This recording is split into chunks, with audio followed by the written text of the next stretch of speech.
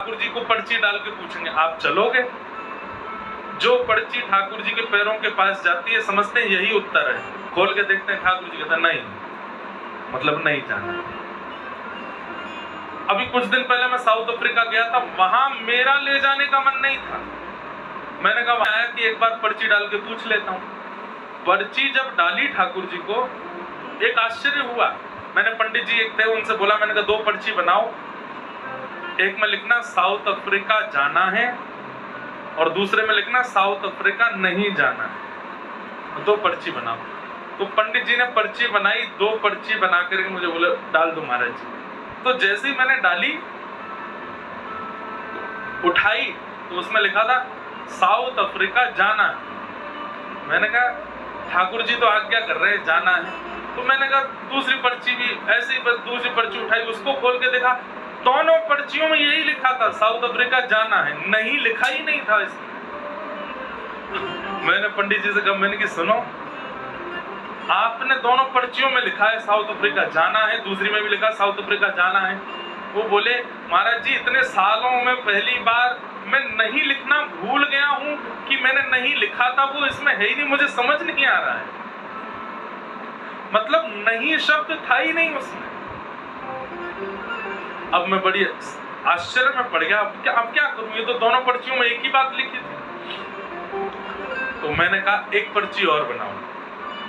तो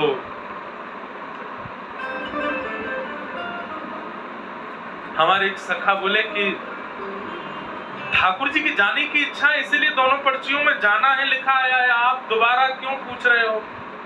मैंने कहा भाई पता नहीं, मेरे को मन में लग रहा है कि कहीं ऐसा तो नहीं ठाकुर जी यूं कह रहे हो तेने दोनों पर्ची में एक ही बात लिखी है, या मेरी क्या गलती, नहीं एक पर्ची और बनाते हैं।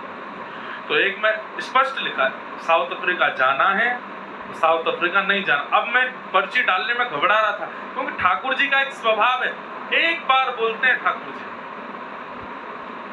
2 बार नहीं बोलते।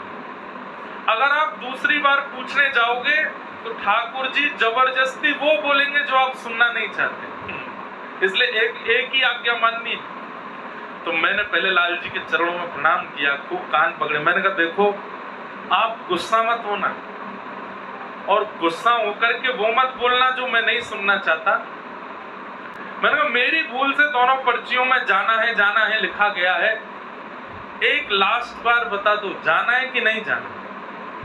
और जब पर्ची डाली तो जो चरणों के पास गई, उठाई तो उसमें लिखा था साउथ अफ्रीका जाना।